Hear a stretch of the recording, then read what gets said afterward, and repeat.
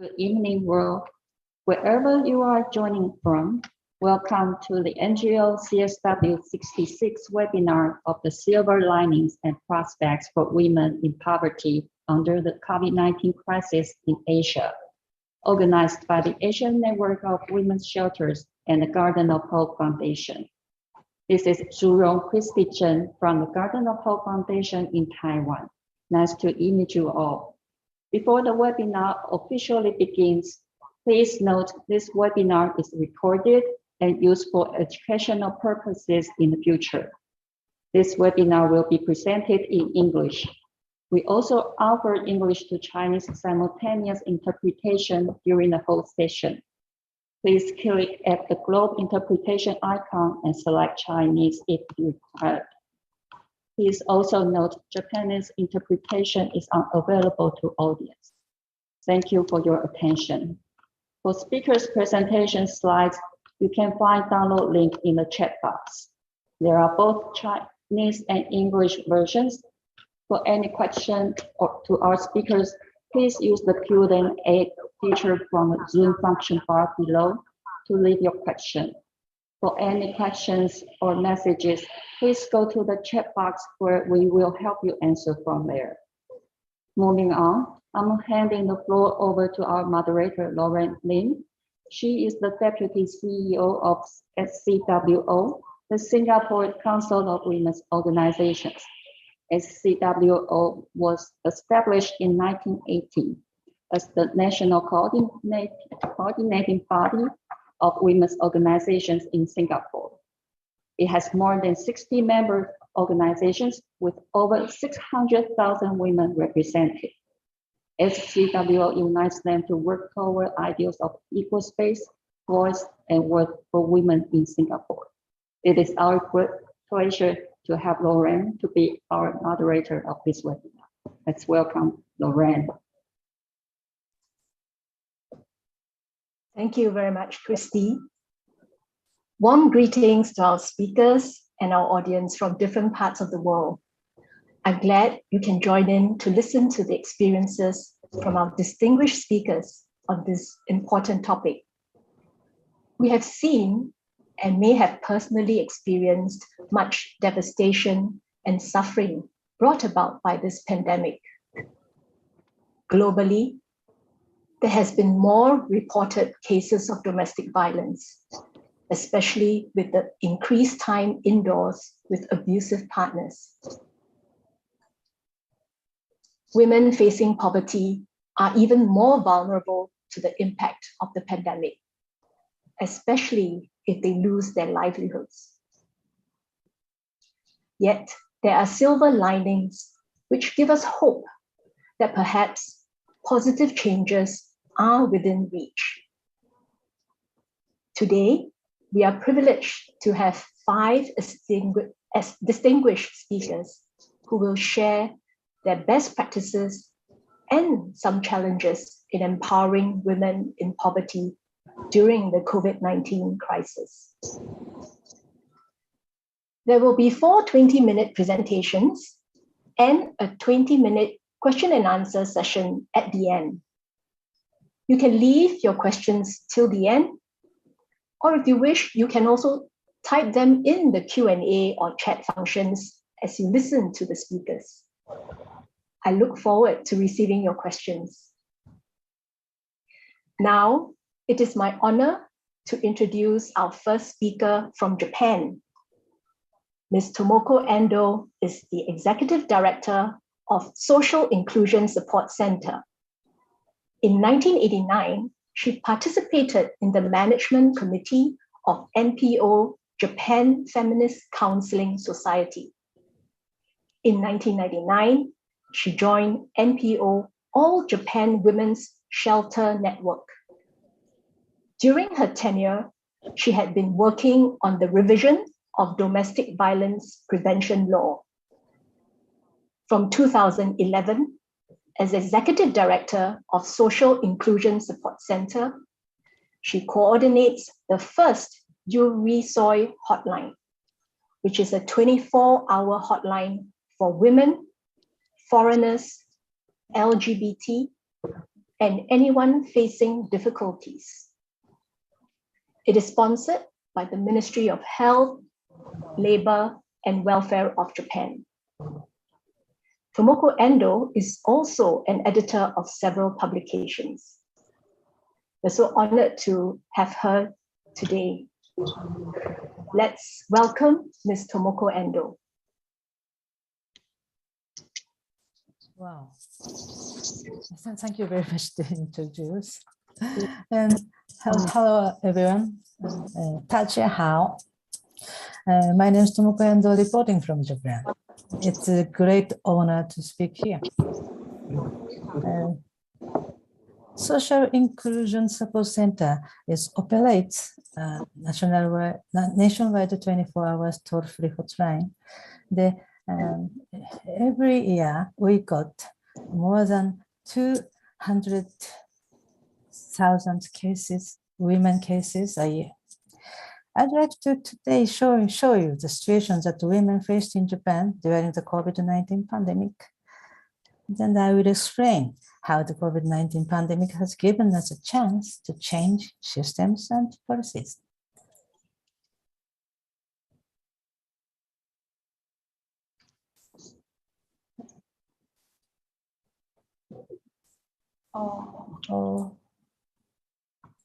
I will give you slides. Can you see?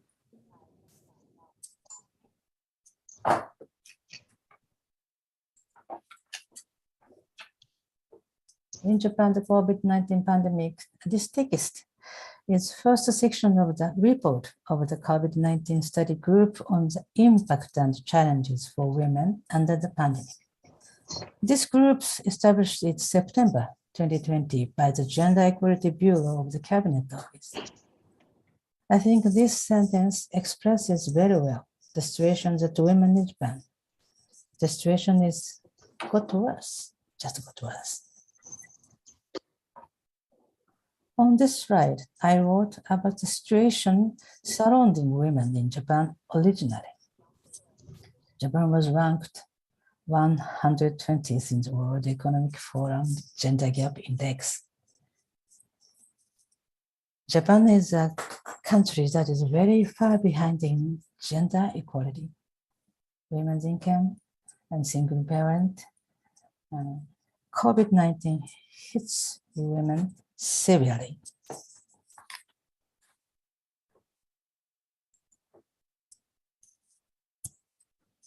This slide is a common consultation case.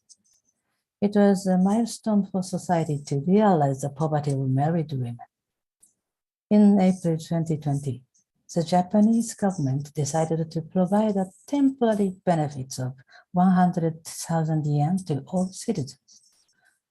But the government decided to transfer the money together with households.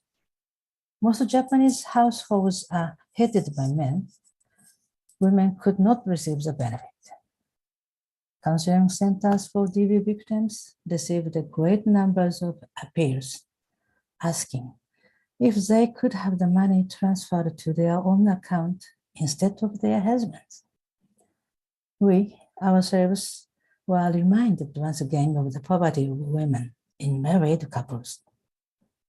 I think it can be said that the special benefits have made DV victims realize that they are victims. This is one of the effects that COVID-19 has brought about. How the COVID-19 hit single mothers and their children in Japan?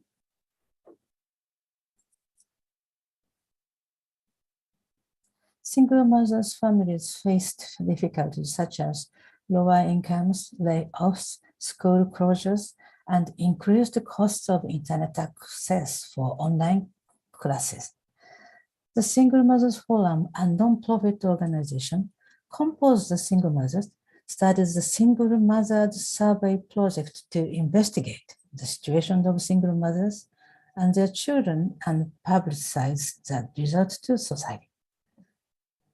Graphs that follow are created by the Single Mothers Survey Project.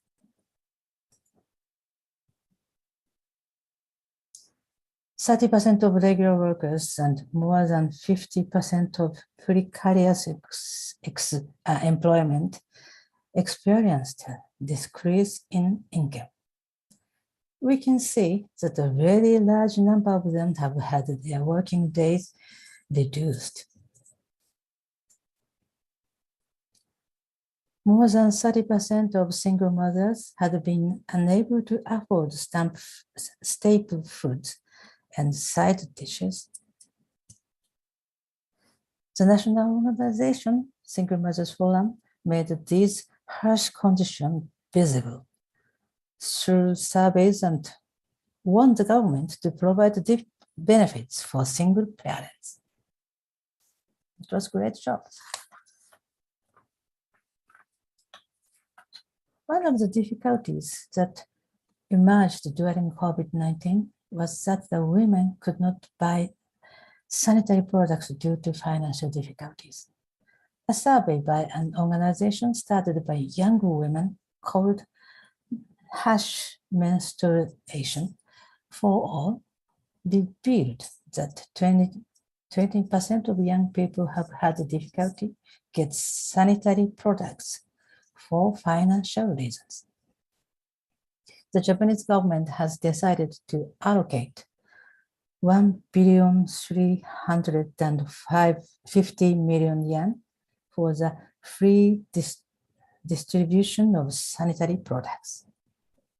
We can say that COVID-19 motivated the government to do this.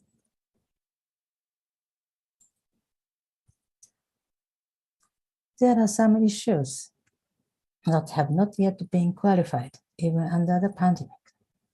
The issue of sexual exploitation of young women facing economic hardship. Show you some common Twitter. One is a tweet that says they are selling sexually video images of themselves. Two, she is offering to sell underwear, etc.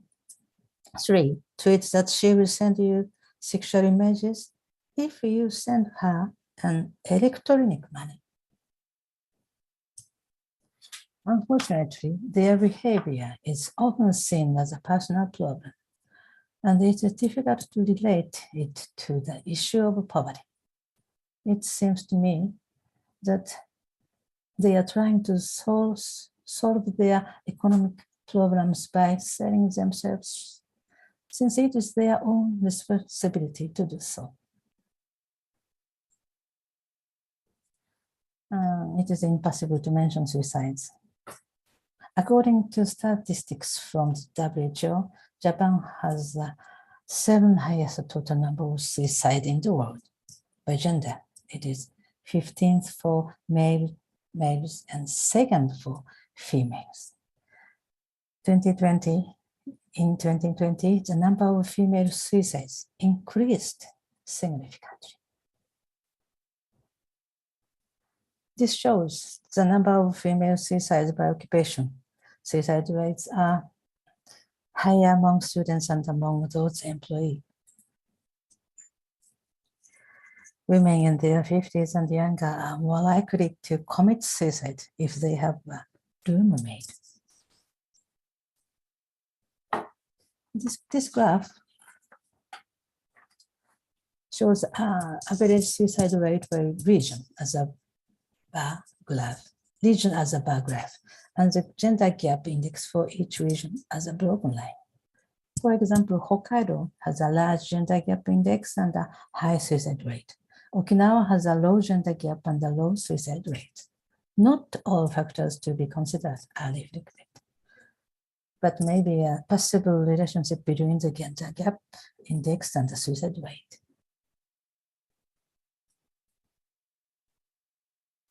A study published this month by the University in Miyazaki and the other found that reasons for suicide differ greatly between men and women. Look at the positive changes that COVID-19 has brought about, what it can do in the future. After the Great East Japan earthquake, the need for women participation in disaster management has discovered as a policy. Several new policies are being created under the COVID-19 pandemic. This slide, the next following slide, summarize government policies related to women after April 2020. The temporary benefit 100,000 yen and opening DB consultation plus.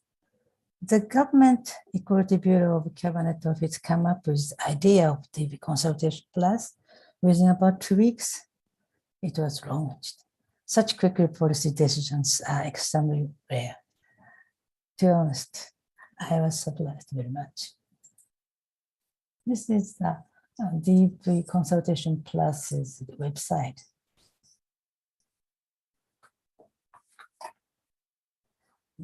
My association is running it. It would not have been possible without the cooperation of private DB shelter activists from across the country.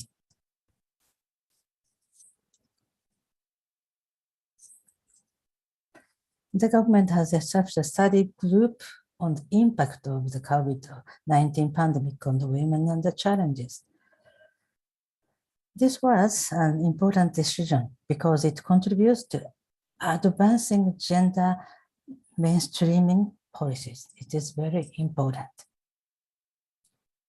In November, the study group issued a report calling for promotion of gender equality. This is gender statistics and analysis, promote gender equality, women's participation, especially in politics, review of instructions and practices. My opinion and the government's opinion are now the same. In the other words, the government has finally realized that the gender mainstreaming must begin.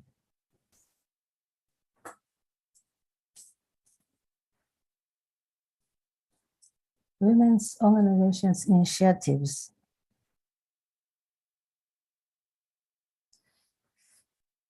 This is a list of representative actions to support women under the COVID-19, counseling sessions for women by women. Women who have been engaged in various activities joined together to hold women's consultation meeting for women. This action has spread to many parts of Japan. Submission of request letters to the government, many groups doing, online signatures to the same. A bill to support women in difficulty, long demanded by women's support groups and researchers, is scheduled to be submitted to the Diet this session by female Diet members. This is a very big step forward. The system must be a comprehensive women's support system, not only for victims of violence against women. A network has been formed and began to discuss the bill. Of course, we join it too. What's the next challenge? I would say the government understanding of support of victims of violence and for poor women has improved. However, policies on improving the situation of working women and sexual exploitation of women are not enough. What do working women need? Many women worked in Japan are forced to precarious employment. This is a serious problem, but I think I need to explain a little bit about precarious experiments. So I will show you the next slide first. Please see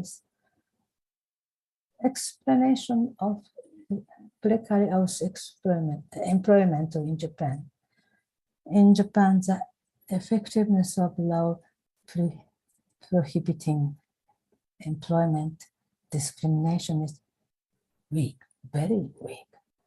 Companies are allowed very broad discretion in employment management, and there is a lack of mechanism to support the female workers. Back to the slide.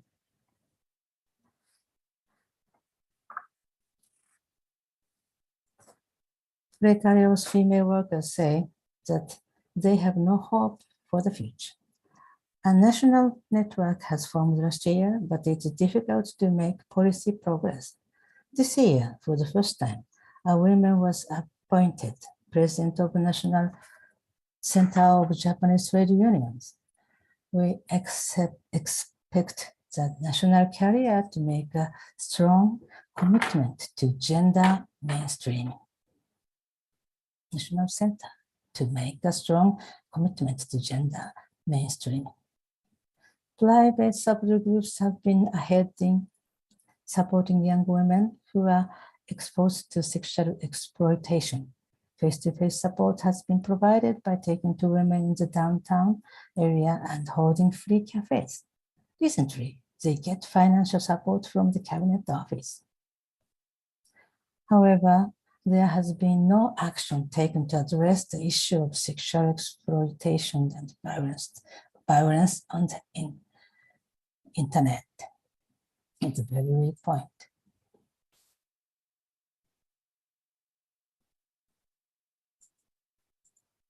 Last slide. Two changes to the law on sexual violence and domestic violence are planned to make domestic act of sexual consent subject to punishment and to make psychological domestic violence subject to protection order.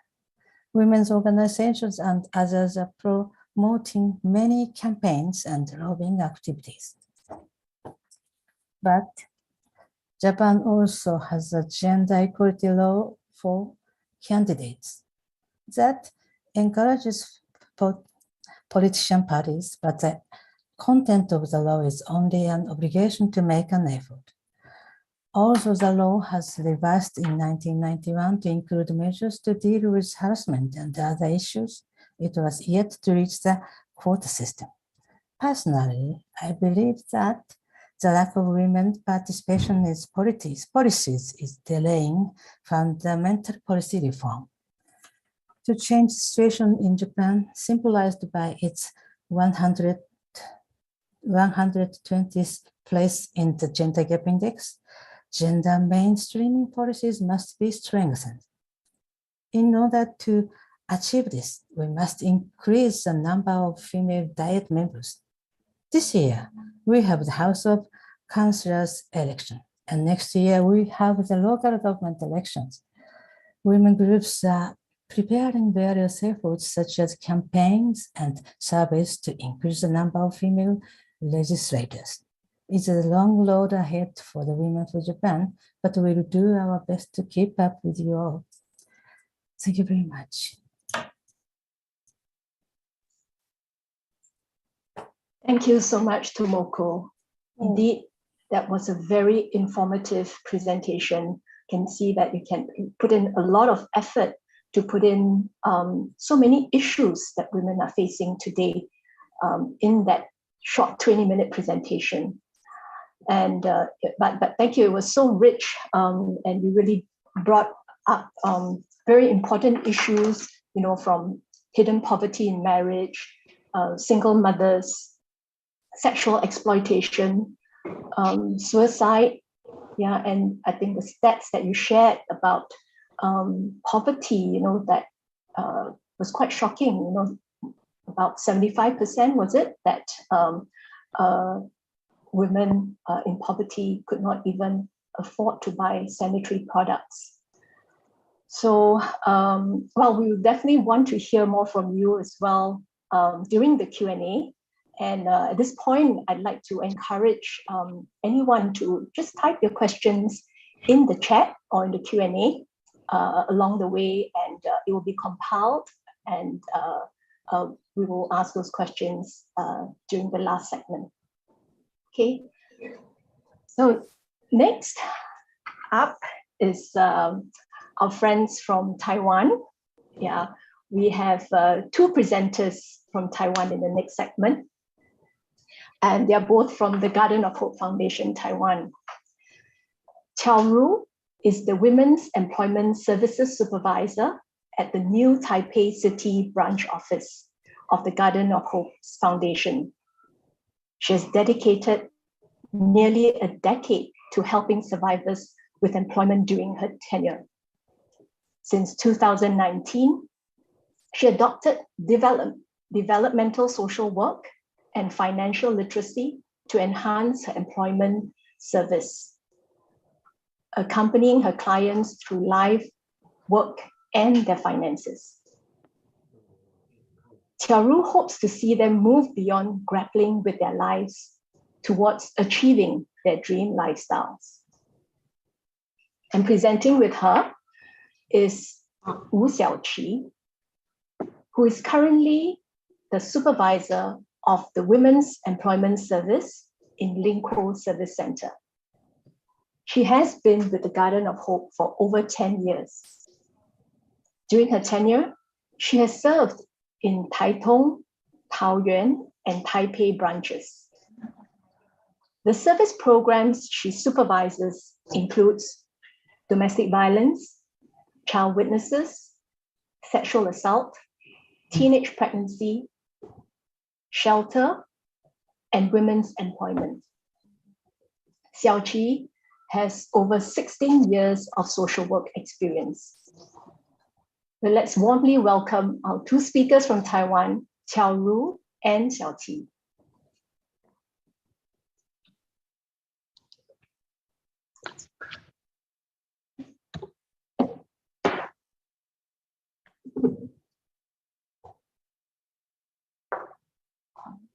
各位线上的伙伴，大家平安。我是来自台湾立新基金会的新北分事务所的督导，我是巧如。那今天很开心有机会，就是很荣幸的被邀请到这个平台，然后来分享我们的一个实务经验。那今天我们的主题是在台湾受暴妇女在新冠疫情的影响之下所面对的挑战以及未来的可能展望。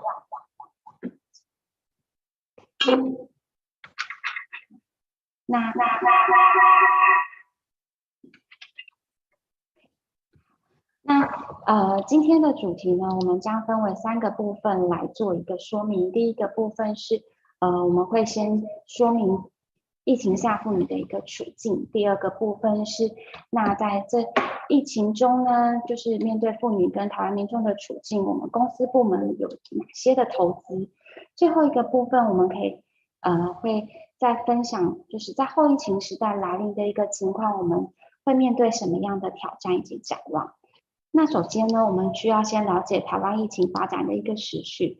新冠疫情自从2020年初开始向全世界蔓延，然后其实台湾也不例外，只是因为台湾在2020年有 SARS 的一个因应的经验，在我们的医疗系统里面呢，已经有拟定了一套对于特殊疫情的一个防疫的及感染控制的一个策略，使得台湾政府以及我们整个医疗体系呢，能有效的快速回应，提出相关的因应方式，然后协助我们整个台湾能够将我们的疫情控制并且减缓下来。那可是在这当中呢，台湾其实有2个时期呢，也是面临疫情紧张的部分。那第一个时期其实是在2020年的3月下旬到5月底的时间，在这个时间里面呢，我们受到国际经济的影响，然后我们整个产业里面有明显的一些就是供应链的中断，然后呢再加上国内的防疫的物资其实是比较缺少的，然后而且就是刚开始疫情嘛，我们也还没有就是也还不知道可以怎么因应，然后也还没有像现在我们已经有打完了疫苗的这些情况，政府也纷纷鼓励企业呢开始可以在家工作或者进行一些分流。那台湾的民众也有很多的就是自我管理、自我要求的部分，但减少外食啊，减少在外的时间，这些自律的行为，或者是说人心惶惶的部分，也都是影响着台湾经济的一个发展。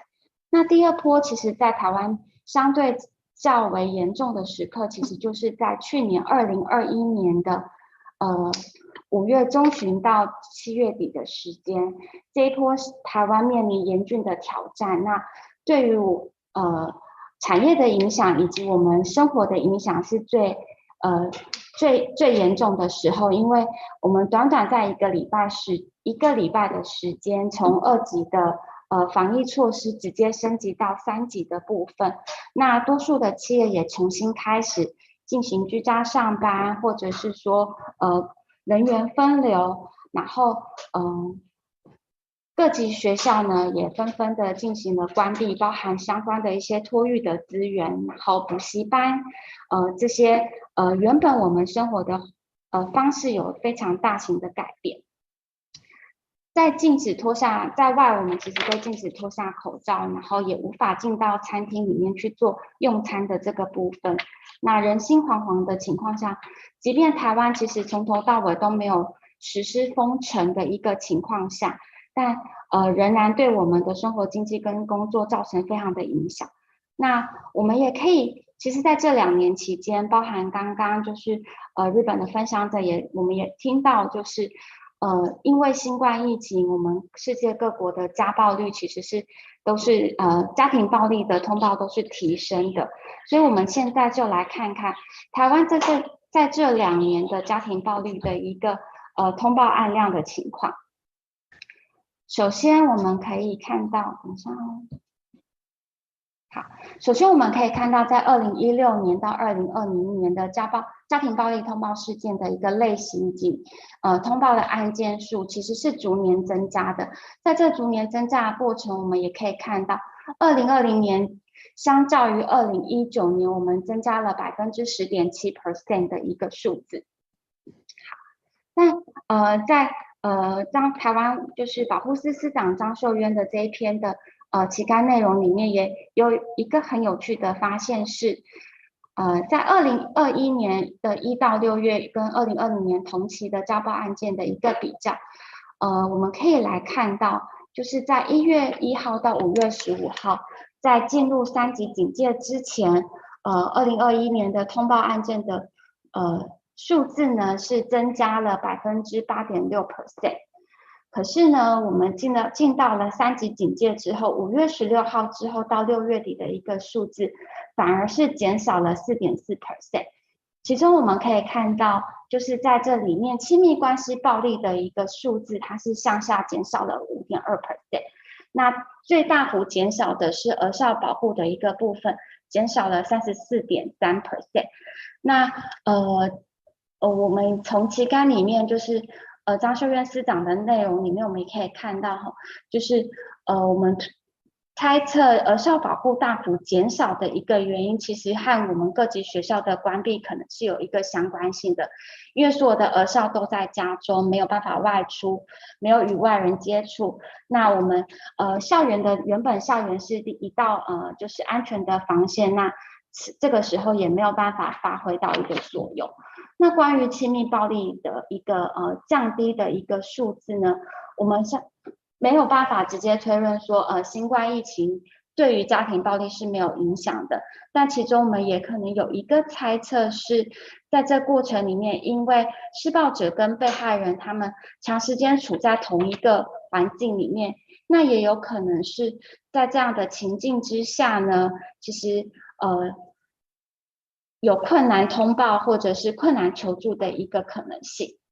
好，接续呢，我们来看，除了就是看我们的暴力案件的通报的一个数字之外，接下来我们来看我们整个经济产业的一个发展。好，疫情的影响呢，特别是在2021年，它冲击的比较回到我们就是所谓的民生经济的部分，所以我们可以看从下列3张图表来看到，从批发零售业或者是住宿餐饮业，在2020年的就是 GDP 从 Q1 到2021年的Q3 第3季，都很明显的是在2021年的5月向下滑落。那特别我们可以看到，在服务业的就业人数的部分，一样是在2021年的5月呢，快速的就是往下跌落。那这和我们妇女有什么关系呢？那因为我们的妇女很多就是从事这样类型的产业，因为这是最容易最普遍的一个产业，所以相对我们的服务对象的失业率也相当的高。那我们也可以看到以下一张的表格来看哈，台湾的失业率其实在这些年来都维持在3点多%，但是呢，在2020年的4月到7月，以及2021年的4月到8月，我们的失业率都攀升到4% 以上。然后我们也可以看到这样的失业率，女性的失业率其实攀升的幅度是比男性来的高的。好，那接下来呢，我们来看看就是在这样子的疫情的情况下，政府对于我们社会大众以及人民，我们进行了哪些的投资？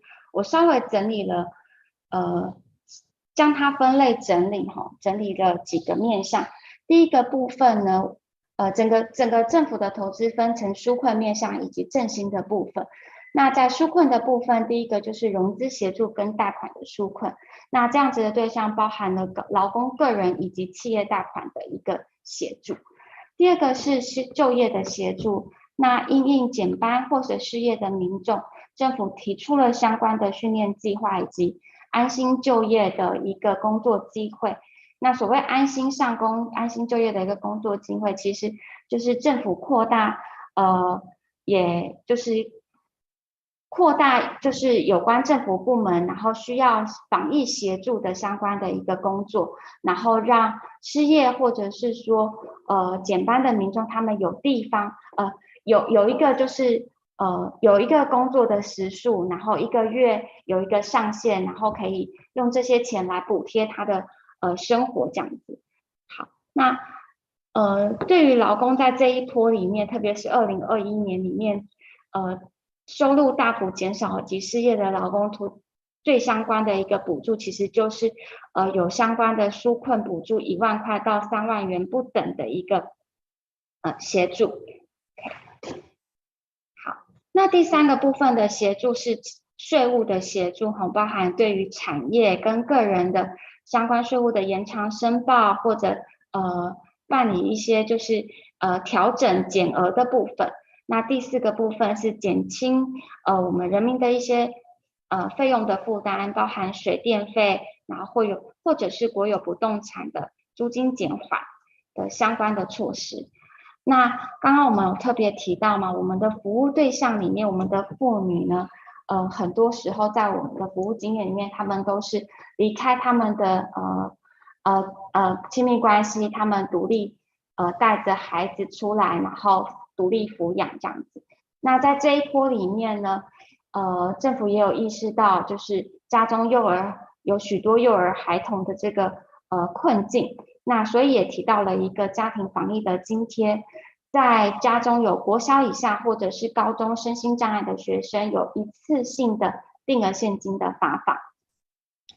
然而这些补助呢，它是不是真的可以就是回应到我们的回应每一个人的需要，每个失业劳工的需要，甚至是我们的妇女的一个需要？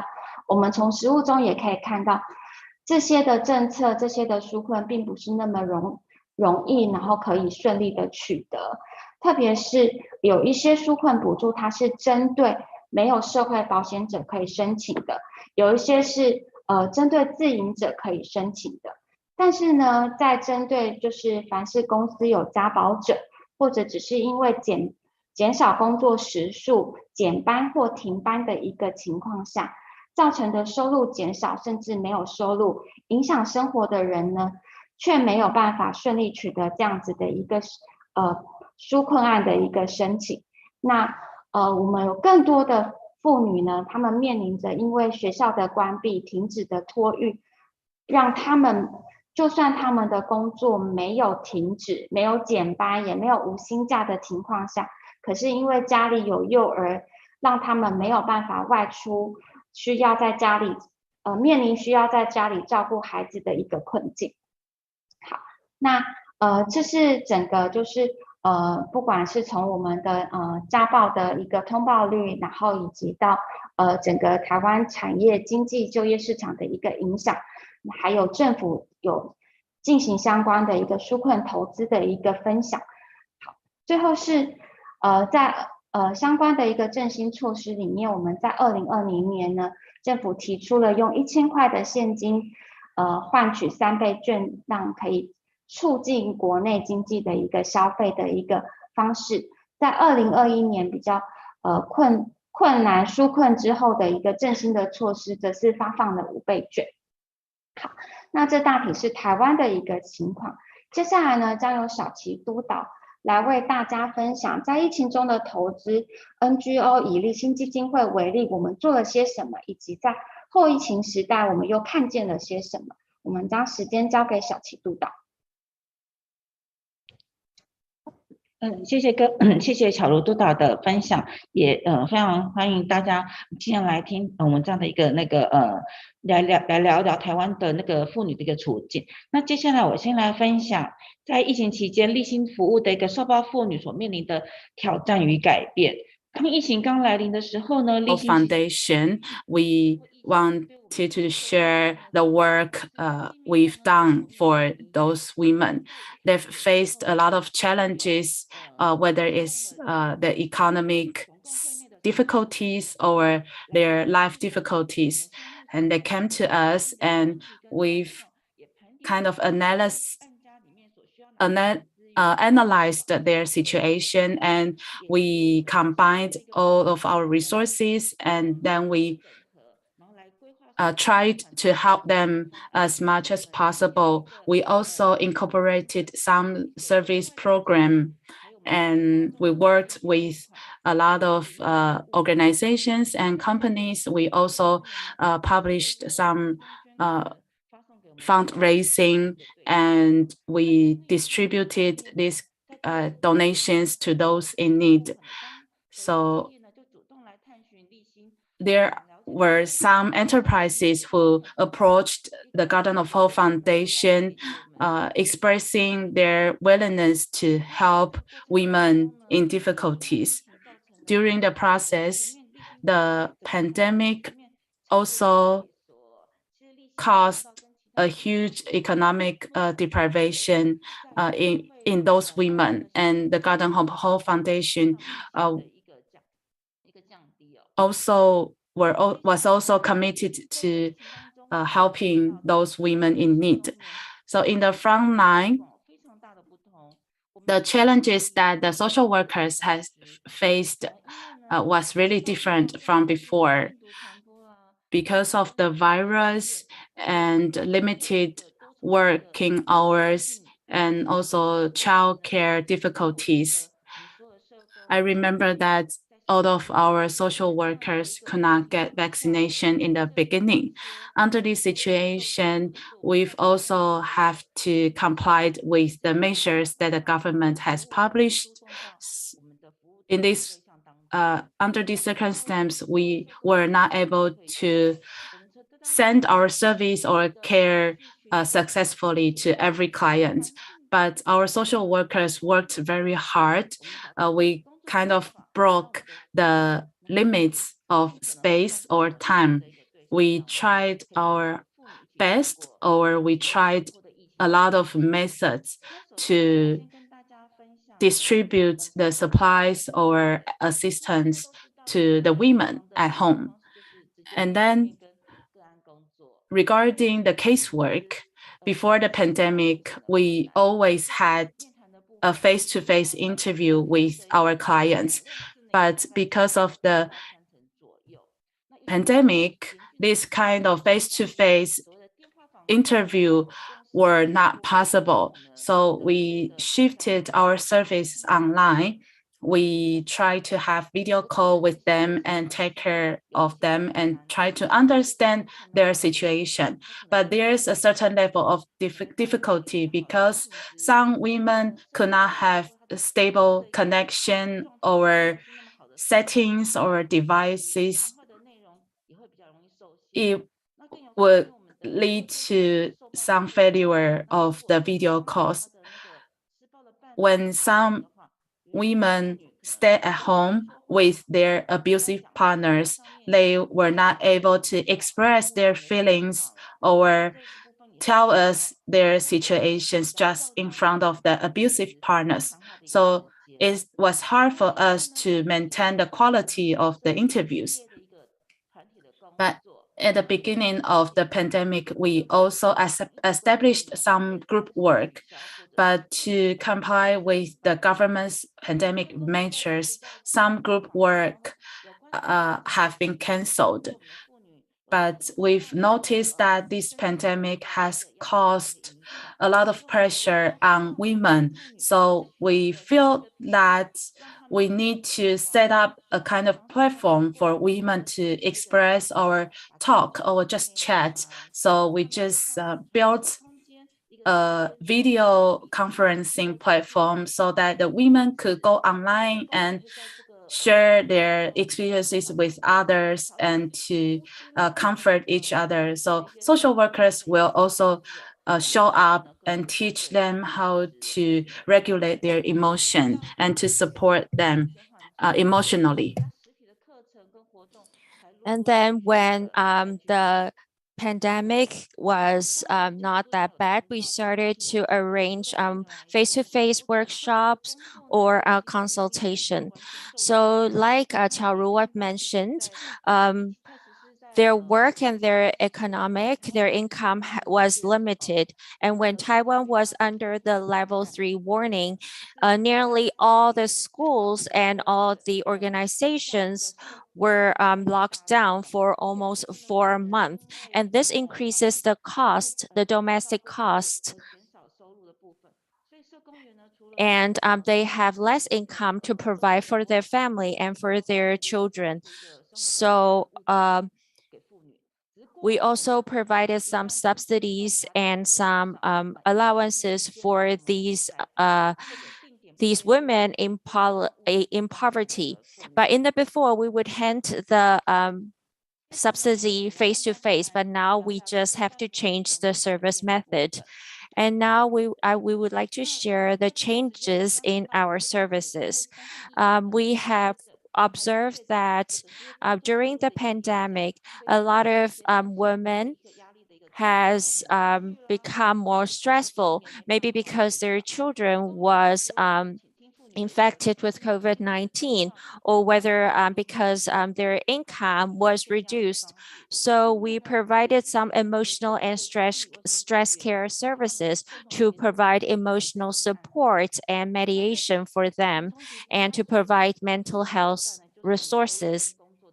And also, a lot of women faced unemployment problems during the pandemic. And also, although there are subsidies and relief packages provided by the government, but for some women, it was very confusing and also somewhat difficult to apply. And for women that are not digital savvy, it was very difficult for them to apply for these relief packages. So that's why we have also arranged workshops to improve their digital skills and their professional skills, so that they would have further career development and additional skills. And also, because some women lost their job during the pandemic, so we also organized some labor rights protection workshops so that they will have labor rights competence and they will be able to apply for the right government subsidies. Also, during the pandemic, we see that there are a lot of obstacles in their career. A lot of them were forced to terminate their employment. The NGOs and also the NGOs can only provide temporary and emergency subsidies and assistance to these women.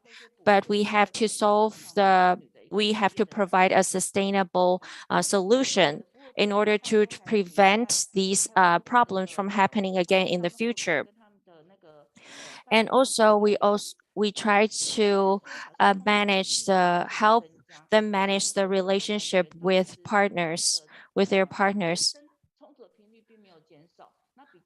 Even though we don't see a very high percentage of domestic violence during the pandemic, but we thought it was necessary to communicate with them in order for them to avoid or to decrease the conflicts that happens in the family, or or the self-protection mechanism. And also in terms of in-home childcare, a lot of families are not equipped with e-learning equipment. So our social workers will help them to apply for subsidies or to purchase these e-learning devices so that they can do at-home video learning with their children and to improve their communication with their children to relieve their stress. So now we're going to talk about the prospects and challenges of the post-pandemic Taiwan. We believe that the pandemic is a very important learning curve for social workers as well as women. And here are the 4 aspects that we want to share with you in terms of prospects and challenges. We know that we cannot predict the future, and so it is important that we have to be flexible and we have to maintain resilience to prevent us from going into poverty. And we also have to maintain our workplace competence. We have to upgrade our professional skills, occupational skills. And we have to stay flexible and be able to adapt to different environments. So the flexibility and adaptation capabilities of social workers is also a good example for these women in need. So we will spend a lot of time and we will arrange a lot of online or offline workshop to enhance their flexibility skills and to teach them to develop the solutions in face of challenges, in face of future problems. And we also see that a lot of industries dwindled during the pandemic. So it is important to develop diverse occupational skills, like we mentioned before. So we help them to replan their career and to explore new possibilities and help them to acquire new professional certificates. All these will be helpful for them. And also, besides flexibility and competence, communication in the career field is also very important. And the third aspect is financial security. Whether during crisis or during the pandemic, income is a big source of stress. So a lot of people were unable to save up enough money, or maybe because they don't have a complete plan or they don't have enough financial competence and financial literacy. So during the 2 years, we also enhanced this part to help them to secure a stable employment as well as to enhance their financial literacy so that they can achieve asset accumulation. We realize a lot of women was influenced by the pandemic. So we took this opportunity to tell them the correct way to provide solution for them. And also during the pandemic, like we said before, flexibility is crucial. They need to be aware that they have to take action and they have to change. They have to be flexible. We also try to help to boost their confidence level and help them to achieve work and life balance, and to adapt their life blueprints to achieve their dream lifestyle. So the above is what my presentation. Thank you for your attention.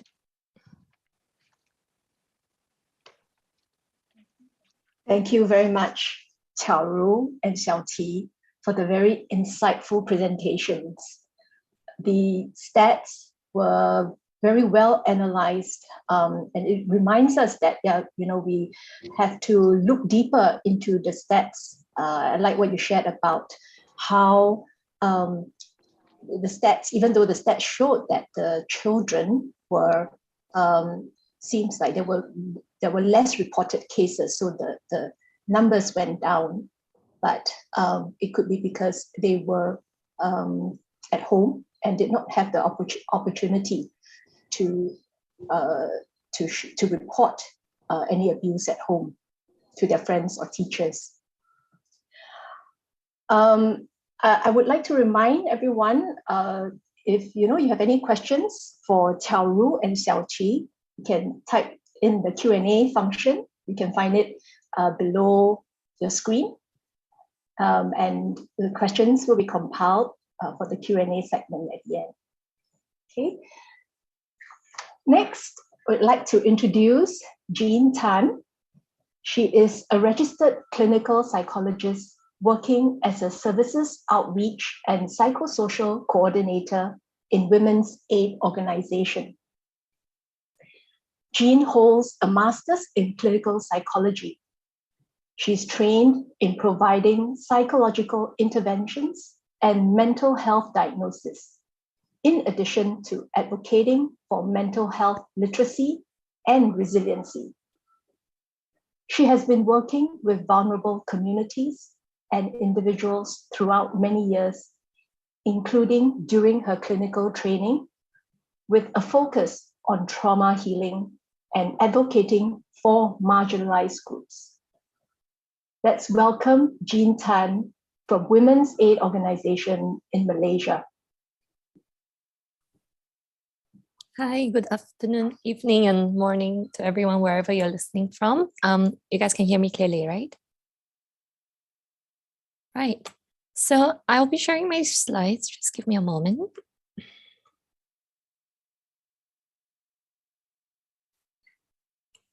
For today's sharing, I'd like to speak about Women's Aid Organization's initiatives in helping to improve survivors' economic and emotional empowerment.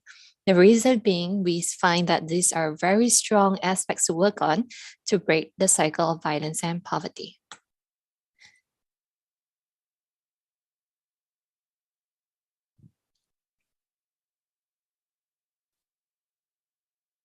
To start, I would just like to give a bit of a context about Women's Aid Organization.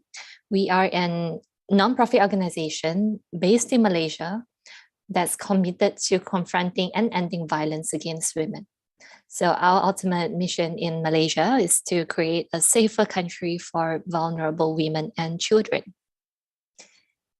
In Women's Aid Organization, we are one of the largest domestic violence and case management provider that aims to help end sexual and gender-based violence. This includes domestic violence, rape, sexual assault, and any other forms of sexual and gender-based violence. So the services will include free shelter, counseling services, social work assistance as well, and crisis support to women and children who experience violence. So our service also extends beyond races, which means it's beyond races and nationality, which means we are not just helping Malaysia, but any women living in Malaysia.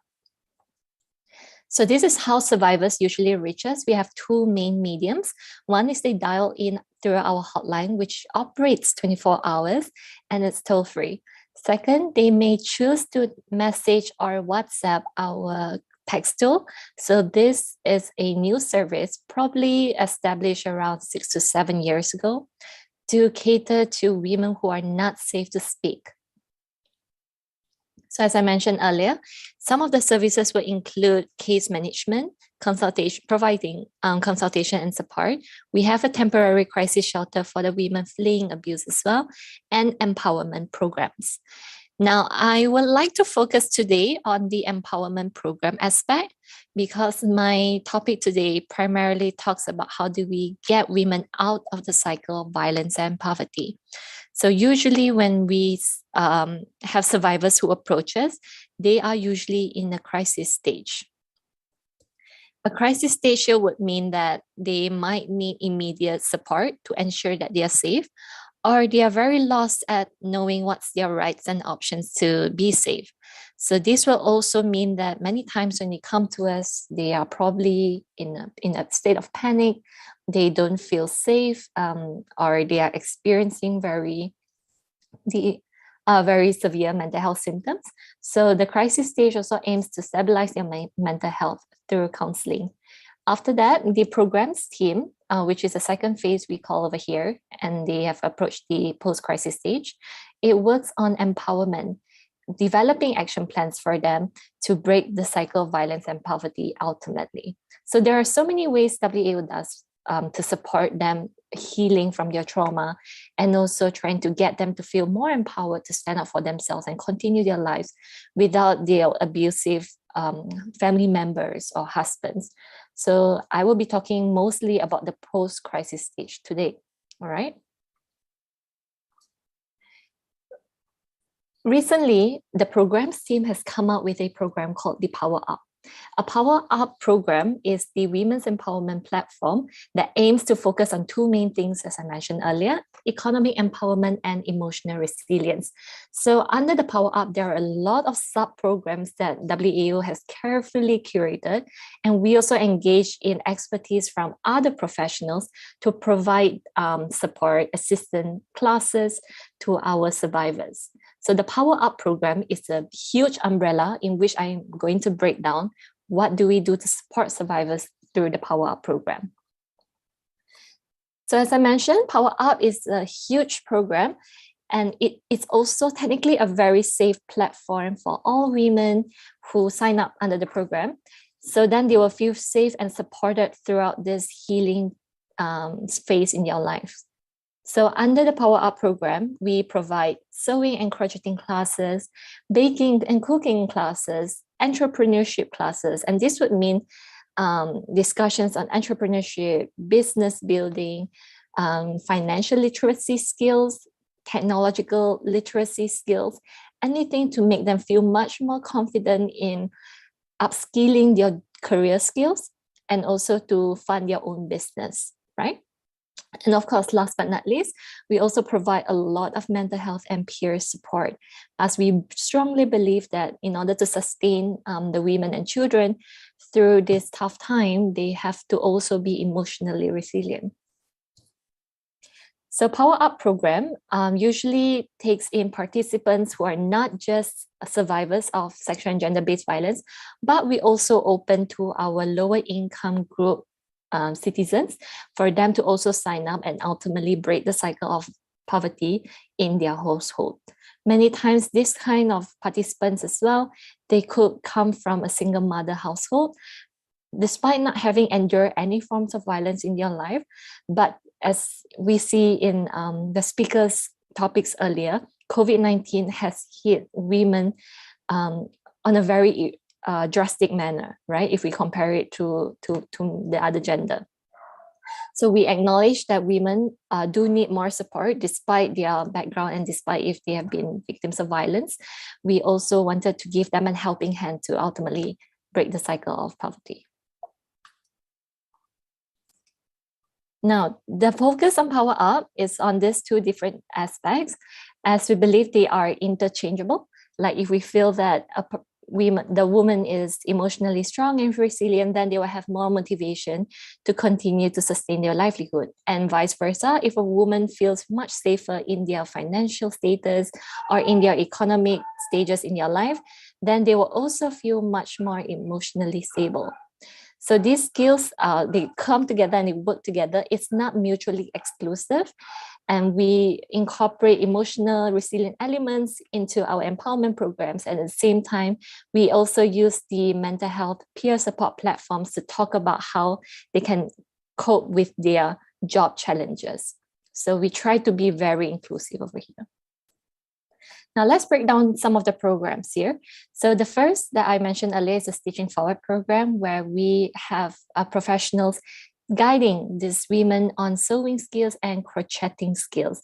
In a way, the women has expressed that they find this really helpful because they feel so comfortable to sew according to their emotional expression. So some women are very comfortable to make smaller sewing items, and some women actually took up courses under the Power Up program to learn how to make our national costumes, the baju kurung, or they make dresses because they feel like that they could give back some of these items to their community.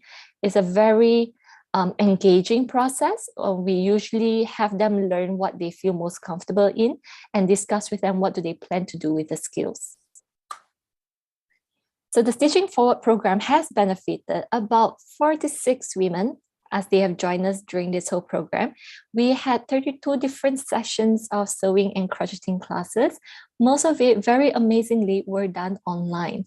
We actually send the sewing machines to their houses, and so they are able to follow through the instructor on Zoom and also sew it by their own. But of course, these women have also attended the basics of sewing classes, so they know how to operate the machines too. We have sponsors and donors donating up to 21 sewing machines and kits. So this has meant that we are very grateful to the partnerships that really supported our initiative as well and supported these women to start their small business.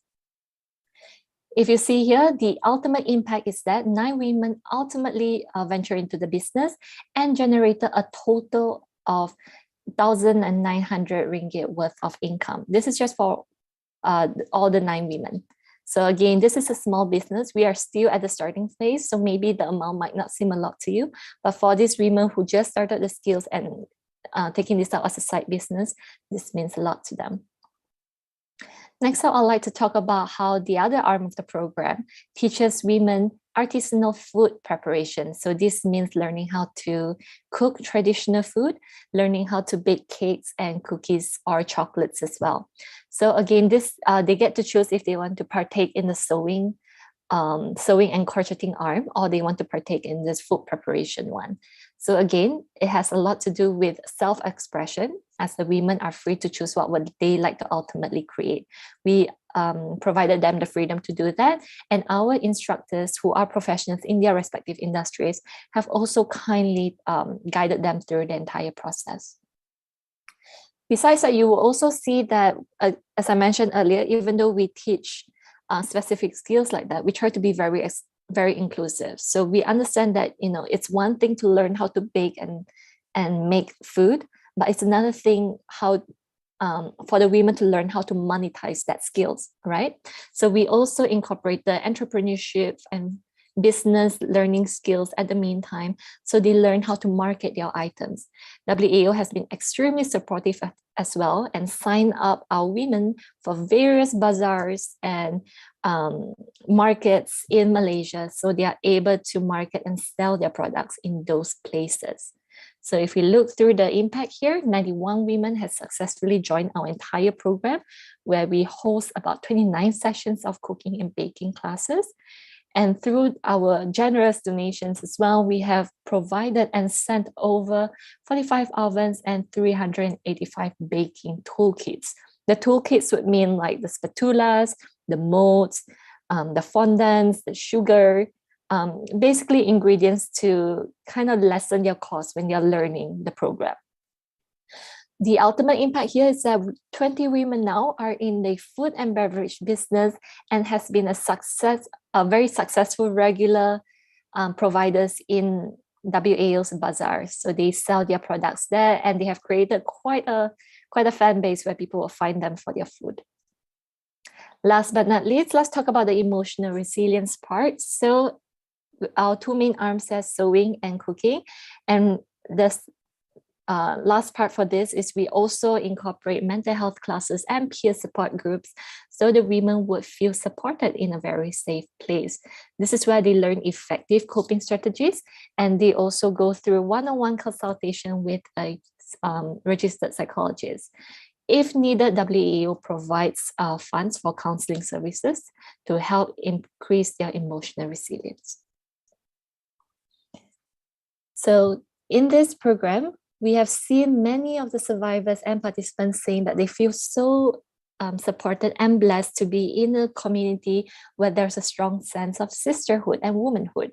And it was reported 100% satisfactory levels through our evaluation forms. And participants are very keen to always join the next mental health peer support group. So as for now as well, we also provide a one-to-one mental health consultation sessions with psychologists for those women who feel like they need a more tailored form of approach. They need something more personal. So we do that as well. We try to be very supportive when it comes to women's mental health, having known that poverty and violence has a very detrimental effect on mental health. So we are very mindful, and we use a trauma-informed approach to speak with our women and try to be as supportive as we can. All right, this is my final note over here. So my whole topic today is to talk about the cycle of violence and poverty. And in WAO, we acknowledge this, and we recognize by doing this, we need to first upskill our women through their emotional resiliency strength, and also relevant skills to their career sets or ultimately what they want to do in life. So then they will feel very empowered to stand on their own 2 feet.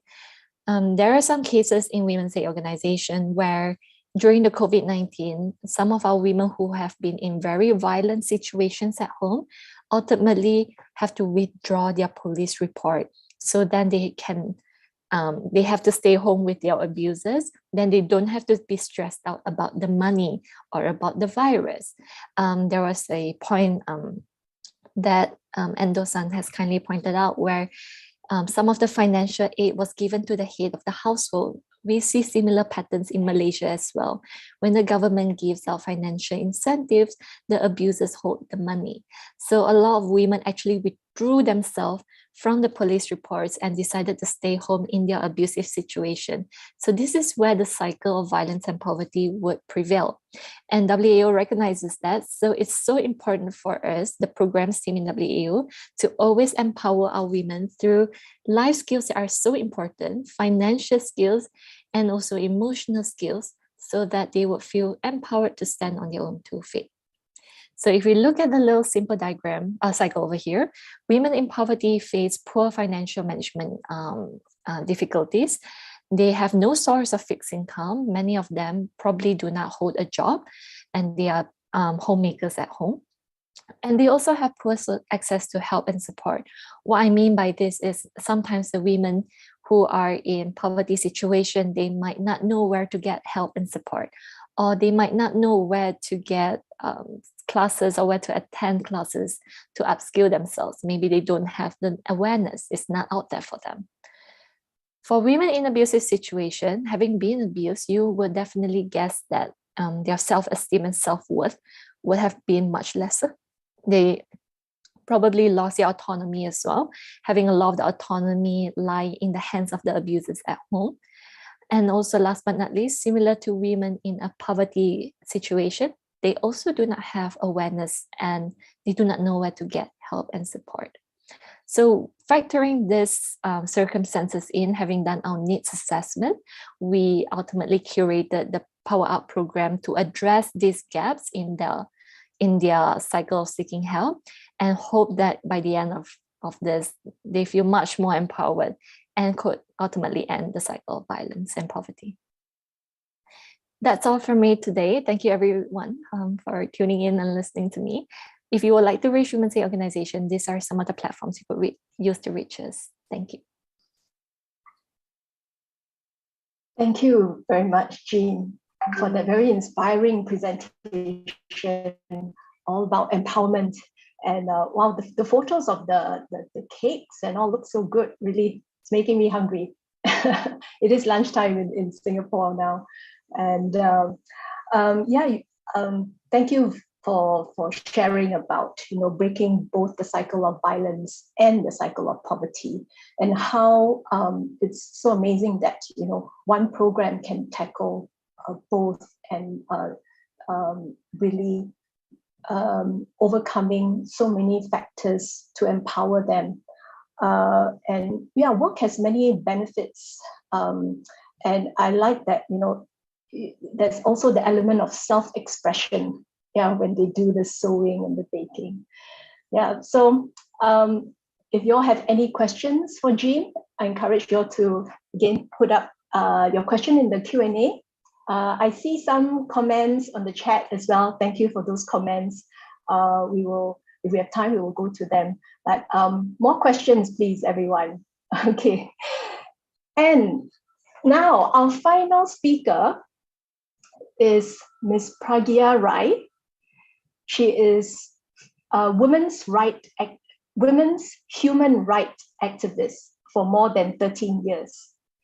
She has worked with survivors of gender-based violence and has initiated safe shelters for gender-based violence survivors in Nepal.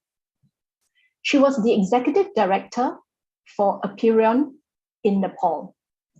It is an NGO that focuses on alleviating poverty through empowering women in rural areas of Nepal to create more gender equal communities.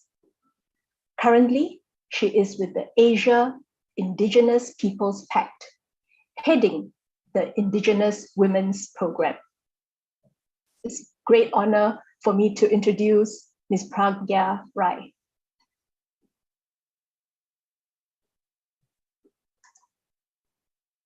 Thank you, Lauren.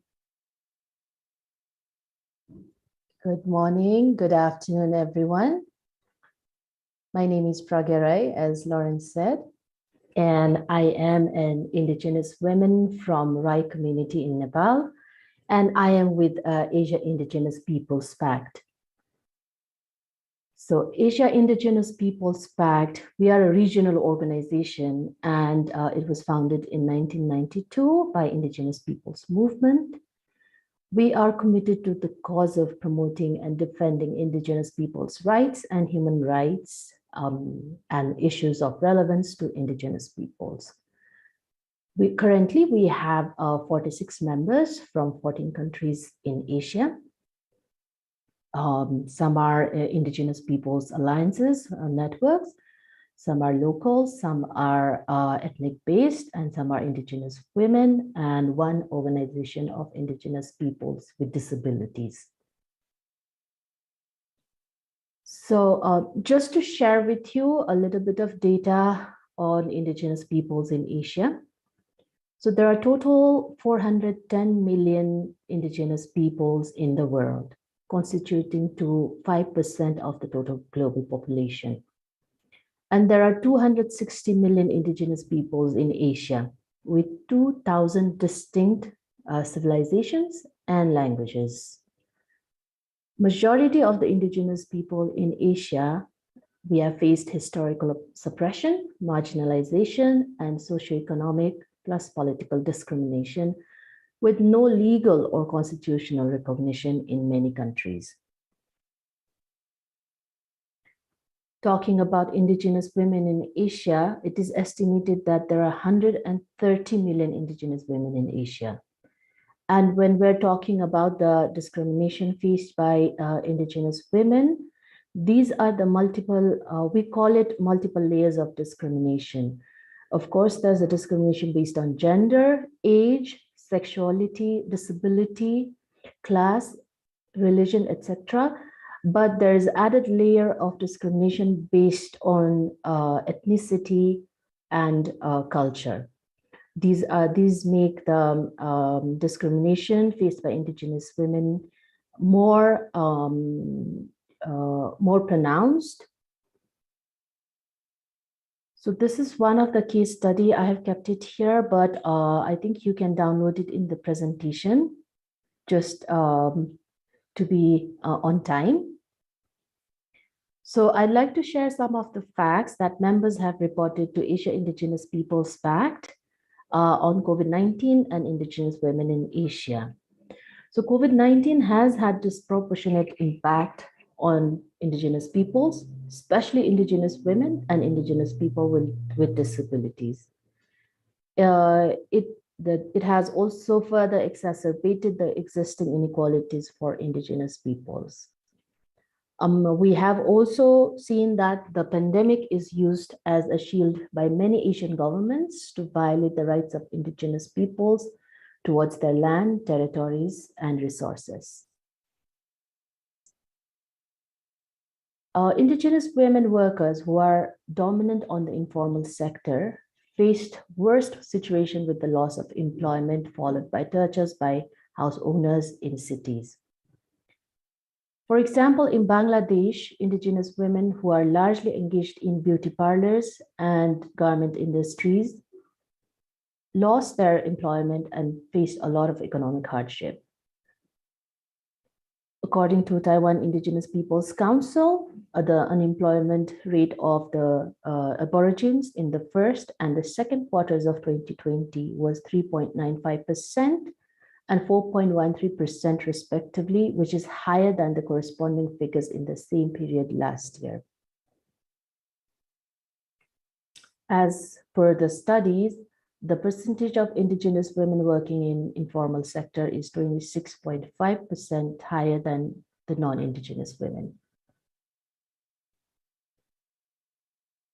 Especially for the Indigenous women and children without the legal documentation. There are cases in Thailand maybe that they were deprived of access to basic services and relief packages during pandemic. It was also the case in the Philippines, where some Indigenous women and young mothers could not receive local relief initiative as they were not listed on the census list.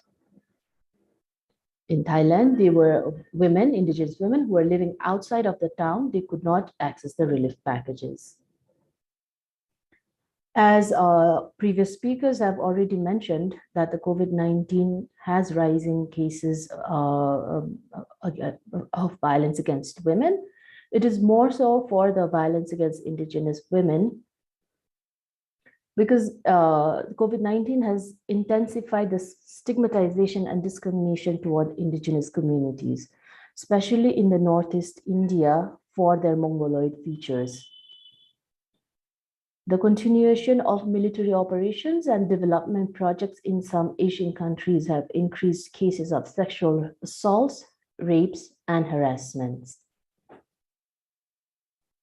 There were a lot of human rights violations during COVID-19. A study of Business and Human Rights Center has showed that from March to September 2020, on average, one defender was attacked where on average, one defender, Indigenous women defenders were attacked. In the Philippines, numerous cases have surfaced where Indigenous women and their organizations have been harassed, interrogated, red tagged, vilified, and intimidated. But in the middle of all this COVID-19 crisis, the Indigenous women have shown strong resilience and fought back. For example, this is the case of one Indigenous community in India where there was an acute shortage of spirit for hand sanitizers. So the Indigenous community in the Madhya Pradesh district started manufacturing the organic hand sanitizers with the mahua flowers, as you can see in the pictures. These mahua flowers were traditionally used to make the alcohol, but they use the same distillation process to produce hand sanitizers. In Indonesia, the Indigenous women organizations are using their Indigenous knowledge for enhancing food security. As we all know, the situation is still unpredictable. but they have been collecting, processing, storing food for their families, communities, and their neighboring households.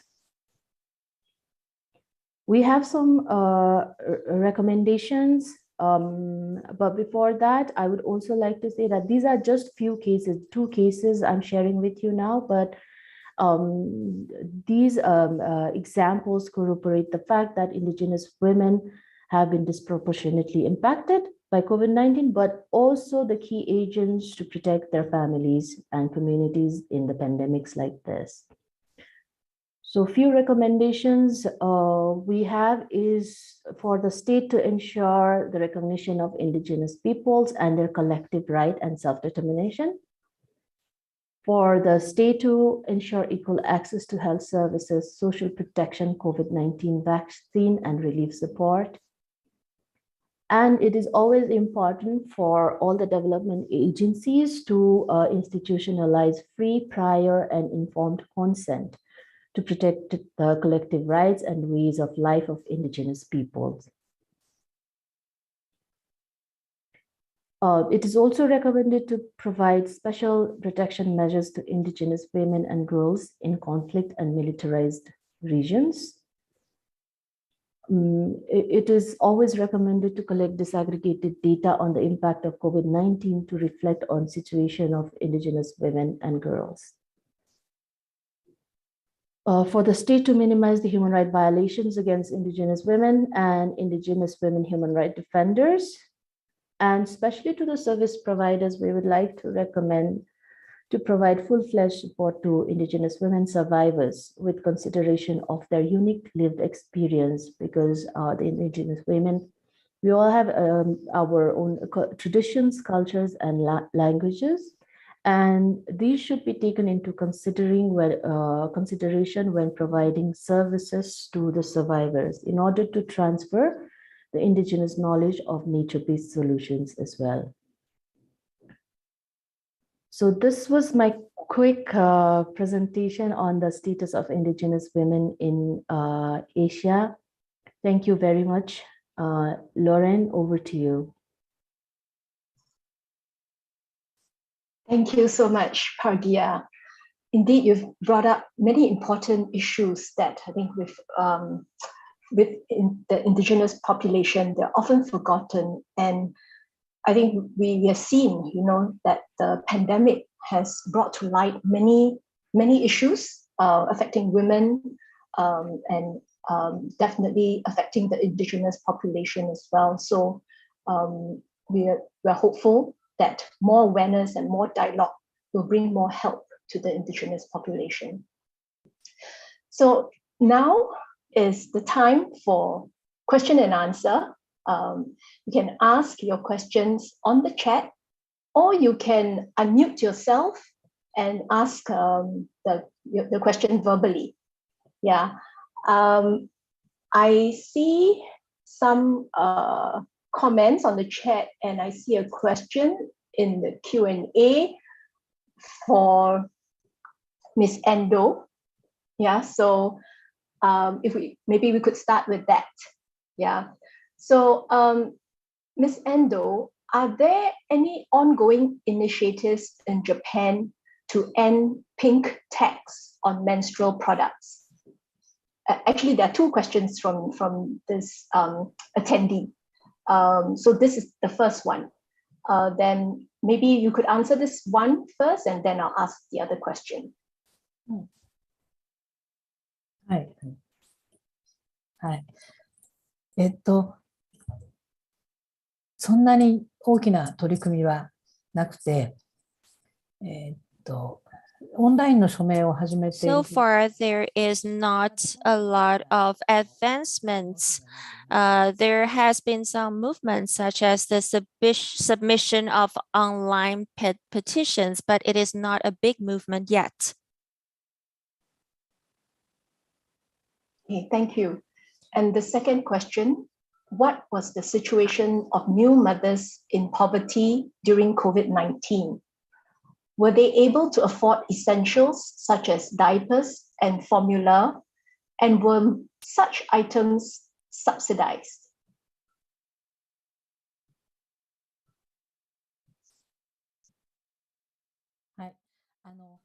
プレゼンテーションの中でも少し説明をしましたが、政府にシングル During my presentation, I also shared that there were some benefits from the government, and then also have requested and petitioned. So they did provide some benefits. But at the moment, there is also not a lot of big improvement.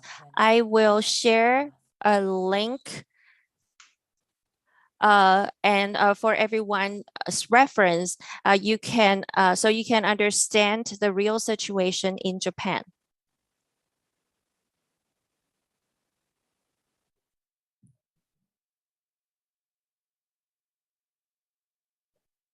Thank you, Ms. Endo.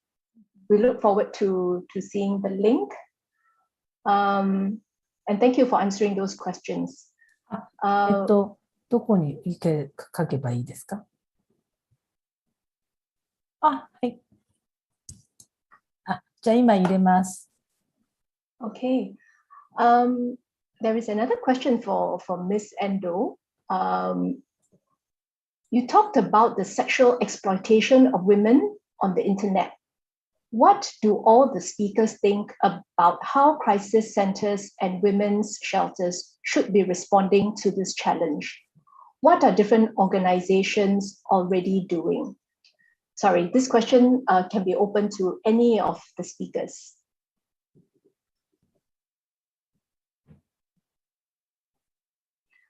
And yeah, my apologies. I think you are unable to unmute yourselves. So yeah, just encourage you to type the questions instead. Thank you.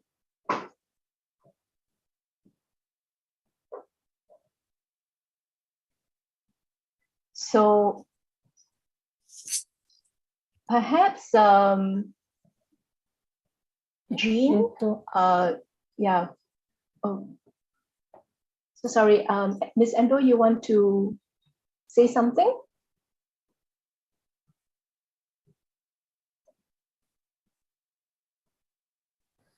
Otherwise, yes.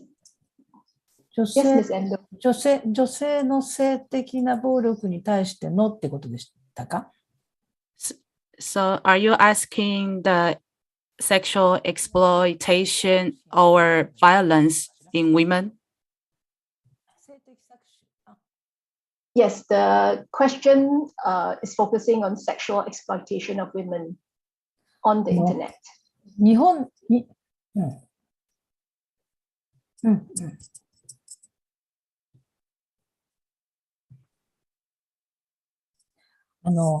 ほとんど、法的な措置がないので、今、Most of the time, we cannot use legal actions to deal with this issue. So women groups will use some methods like searching or promotion to advocate for this kind of issues. But the root cause is that when these women fall into the situation of poverty, it is the most difficult. For example, they cannot pay for their tuition fee or living expenses. They cannot buy their daily necessities. This is the core of this issue. In Japan, buying daily necessities is very important for them, and it's an important issue because they cannot afford it. So in Japan, we've distributed some few daily necessities. This is what we can do for now. Thank you very much, Ms. Endo. Indeed, poverty leads people to really in such industries that if by choice they wouldn't go into.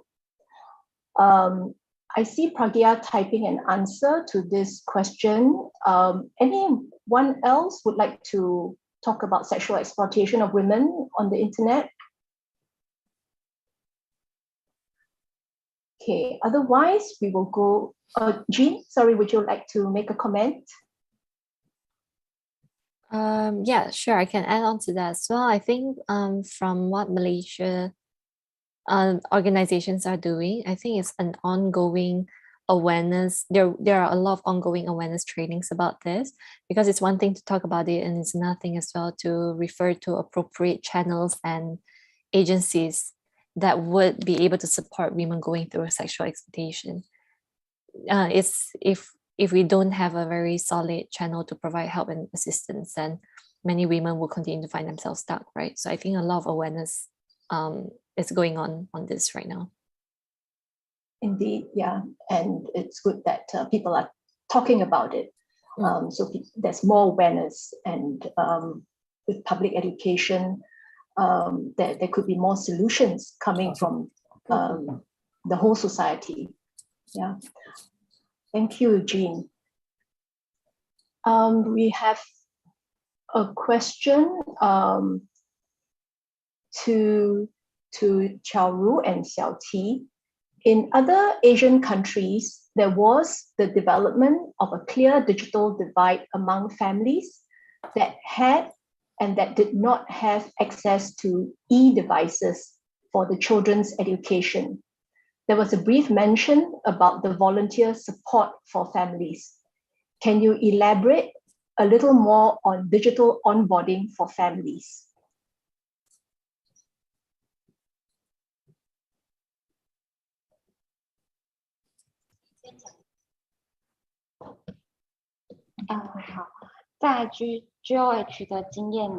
In GOH's experience, actually, in this pandemic, there are some enterprise donors who provide some funding to the digital devices to the families and children. This is one part.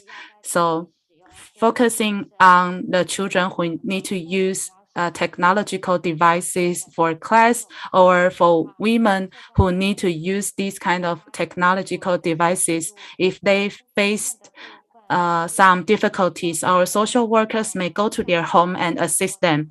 But under this pandemic, in New Taipei City and Taipei City, what we've adopted is to record a tutorial video and provide our clients with this video for assistance. So is my answer clear?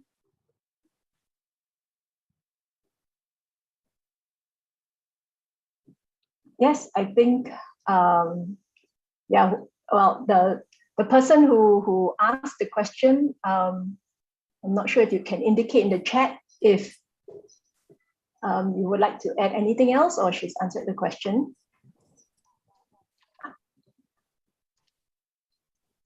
Okay, I think she did answer it very well. Thank you very much. There is another question to Ms. Jean Tan. Could you please share if there were any follow-ups on the effectiveness or sustainability of the employment training programs for the attendees? Is it an effective guarantor of stable income for the women and their families? Hello, thanks for that question. Very interesting indeed. So just for context, Power Up is a relatively new program in WAO, having just been established about two years ago, if I'm not mistaken, early 2020, before the pandemic hit. So we have many indicators for the Power Up program, and being able to be employed in a job is also one of them. Today, most of the women that were looking for a job has already been employed successfully, so that's great. And most of the women who are looking to start their small businesses have also tried that out. And what the Power Up program does as well is we provide them a small startup fund of approximately 200 ringgit. So then they could use the startup fund as their model to start their small business. So these are some of the indicators there, and of course we have many more. For example, we ask them on how they rate their confidence level in their job. We ask them on their overall mental health well-being status as well. So using many indicators, we are able to continually improve and add more different aspects of help and support we give under the Power Up program. So it's not one-dimensional, it's very interactive. Hope that answers the first question. And as far as the second one, is it an effective guarantor of stable income? I will have to say that this will be too soon and too subjective of an indicator, because as I mentioned earlier, this is a relatively new program. And a guarantor of stable income for in Malaysia right now is usually if you have a fixed job. So as I mentioned earlier, if the women are looking to have a fixed job, then at this point, most of them have already sought for employment. And if they're looking to start their businesses, they're still at the starting stage right now, which is very small scale. And they're only earning about a few hundred ringgit every month. So they still do need other forms of income, maybe another full-time job first. So that second question is a bit too soon to answer, I'm sorry. Thank you, Jean. If I just may add, so you mentioned that most of them will still need a day job, and would you say most of them would still need a day job? I think it depends on the situation, because some of them are still probably staying with a family member, having left their marital home, maybe then they don't need to find a day job and they could focus on building their small businesses.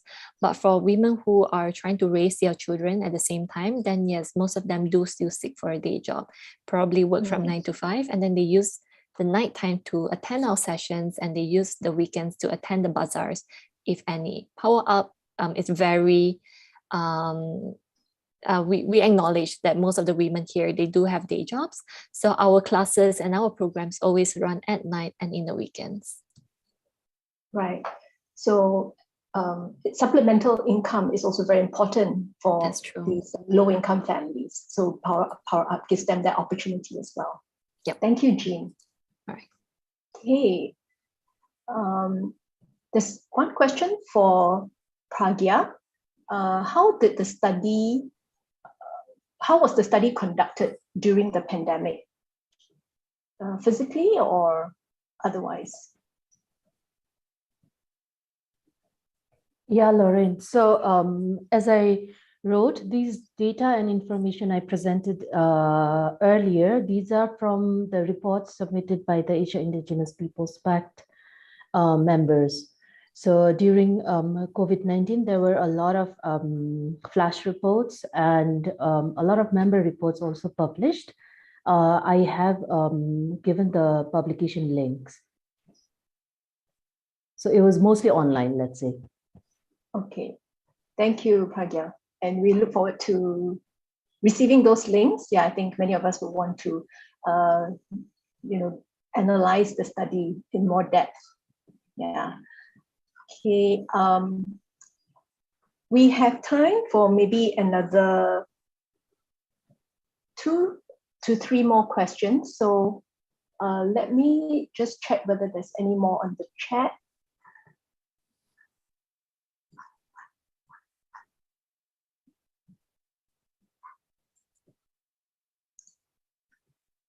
Okay, I'll give you all some more time to maybe have another 2 more questions. In the meantime, perhaps I can ask a question to Pragya. Yeah, there are many challenges faced by the indigenous women, and some were brought about or worsened during the pandemic. What would you say is the most urgent need for indigenous women currently? Thank you, Lorraine. For the indigenous women and all the indigenous peoples, the urgent need for us right now is the recognition of being indigenous peoples. For example, currently 13 indigenous peoples communities are still not recognized by the government of Taiwan. And it's similar to a lot of countries. So the first and foremost need for us is to be recognized as indigenous peoples in the constitution, in the policies, and yeah, at all levels, I would say. Thank you. It's good to hear the encouraging work that's being done at the moment. Yeah. Thanks, Pragya. There is a comment on the chat, the Q&A. So Victoria from our audience, she was thinking about the shaming of women via social media and sharing of stories and pictures on social media. And in Tajikistan, you're seeing more of this. In traditional and conservative societies, even so, it's more damaging to women. And laws don't yet protect women in this area. Societal changes are moving faster than laws to protect women. So what are other countries doing about this? So perhaps this question can be open to any of our speakers. So it's more on sexual harassment online or tech facilitated sexual harassment. Yeah, or it also can be known as online harm.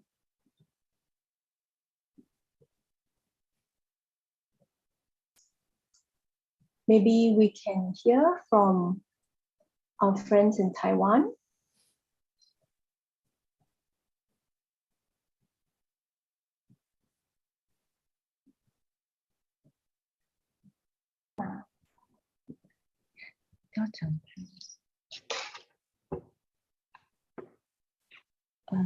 OK 好。在台湾，其实，在我们的 In Taiwan, in our education system and also legal regulation, that each semesters there should be courses that's dedicated to gender and sexuality topics. We will also have staff from the government or non-government organizations to enter the campus and to provide them some education or training or protection with regards to these kind of training. And we have also held events or educational workshop about gender issues and also self-protection mechanism. And we will also teach these children how to prevent sexual harassment online, and also tell them to avoid sending personal pictures online and share it on the internet. Actually, internet sexual assault and violence has been pretty common in recent years. And this is also a topic that we put special emphasis on. We have different organizations to monitor the government and to provide relative legal regulations and measures to fight these internet violence. We have a lot of social welfare organizations in Taiwan that monitor this sector. And we also offer a lot of services like mental health workshops, also an online platform. We will also keep open communication with the media to promote the correct concept and to provide educational information through the media. But we need to make it a formal regulation. in the future. Thank you. Thank you very much, Charu and Xiaoqi. Yes, indeed, more work has to be done, and raising awareness and education is very important. And yeah, thank you for sharing about the programs in the schools. In Singapore, we also see a rise in online harm, and yeah, we are teaching the kids in school, and not only from a young age, but also right up to tertiary level, and also, of course, just public education in general. Yeah, having more campaigns about this. So thank you very much for your sharing. I would like to ask if anyone wants to add on to this online sexual harassment.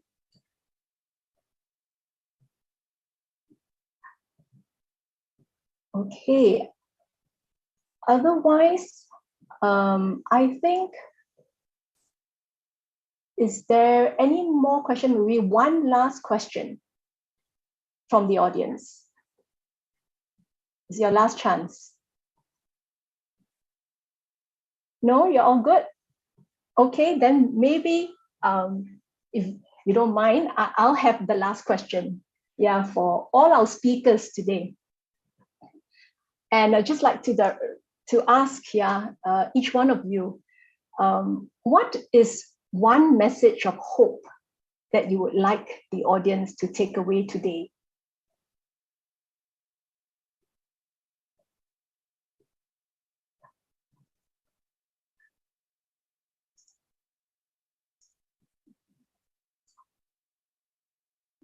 Okay, and anyone can go first.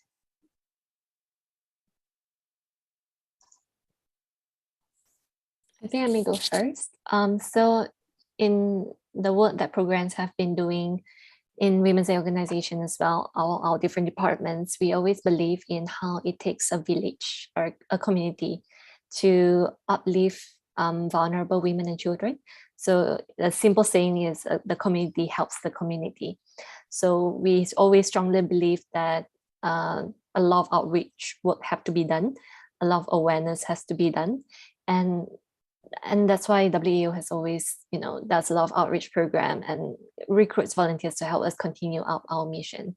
So yes, that's my takeaway for today, the community helping the community, and even so with our session today. Thank you so much, Jean. I absolutely agree with you.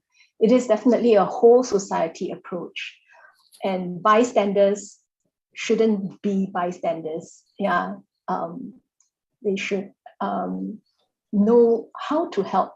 Yeah, of course, safely as well. They have to keep themselves safe, but how to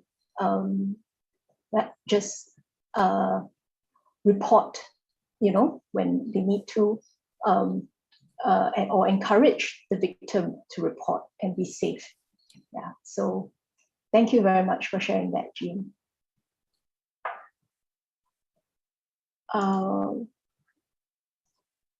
Next, Pragya, you're ready to share?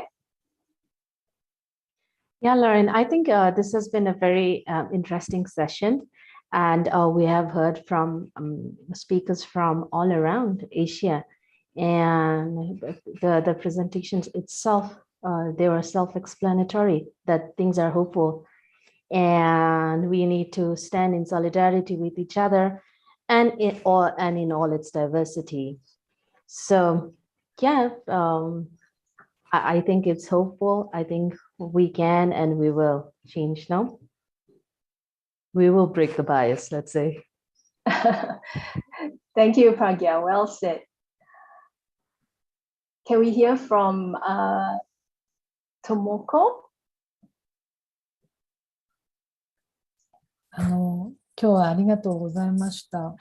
Thank you so much for inviting me today. Japan, we are indeed quite behind in this topic. No matter where I travel, I always learn new knowledge. In Japan, what I think is the most serious problem is the generation gap. The young generations and the older generations are unable to communicate. So in the future, I hope to solve the generation gap. This is my future prospect. Thank you. Thank you, Tomoko. Yes, indeed, the gender gap, the age gap, generation gap is getting wider with technology advancing so rapidly. Yeah, so indeed, this is a very important issue. Okay, and finally, Qiaoru and Xiaoqi.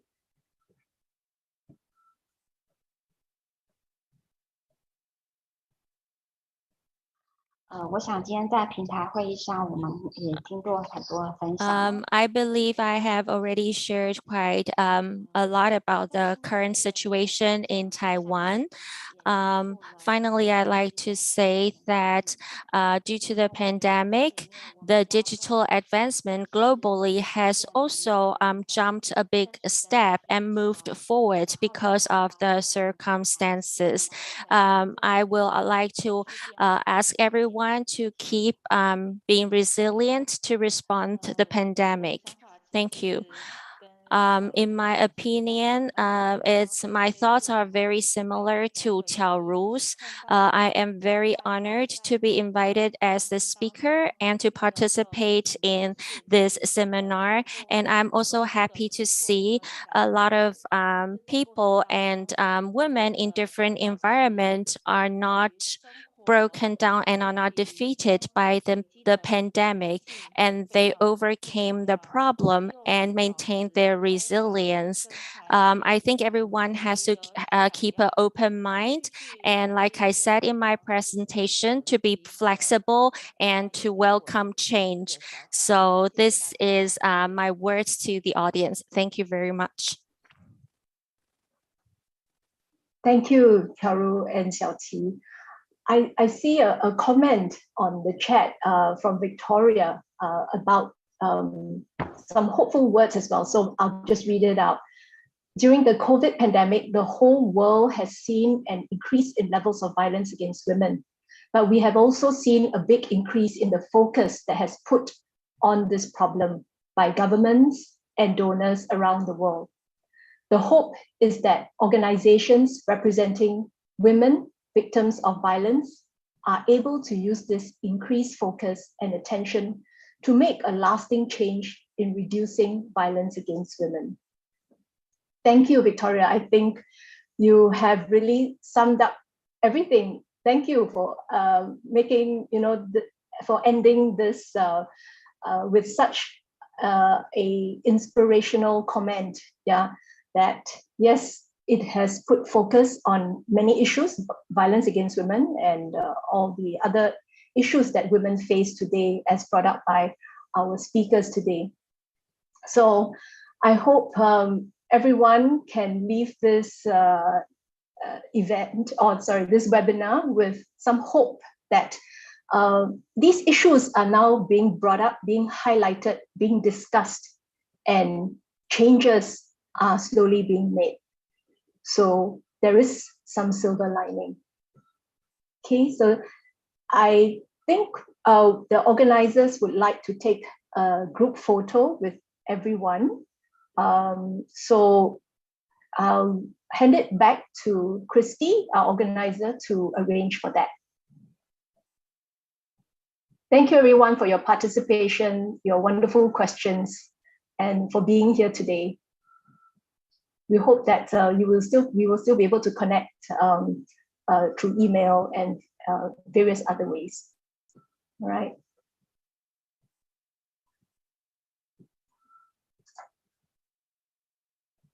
So, Christy, are you there? 3, 2, 1, cheers. Okay, one more. Say cheese.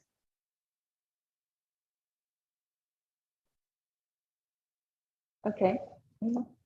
Okay, thank you so much. It is our pleasure to have you all to join us in this webinar. And if you need to download the presentations from our speakers, you can email us for the link. We can also show you for more information if you have any questions you would like to ask our speakers. And so it is our great honor to invite speakers Lauren and all speakers, Jean, Chaoru, Xiaoqi, and also Endo-san, and also Pragya here to join us to make this event wonderful. Thank you so much for your inspirational speeches. Thank you so much. Okay. And Thank you. we will close our webinar here. Thank you so much for making this event very successful. Thank you, everyone. Bye. Bye. Bye.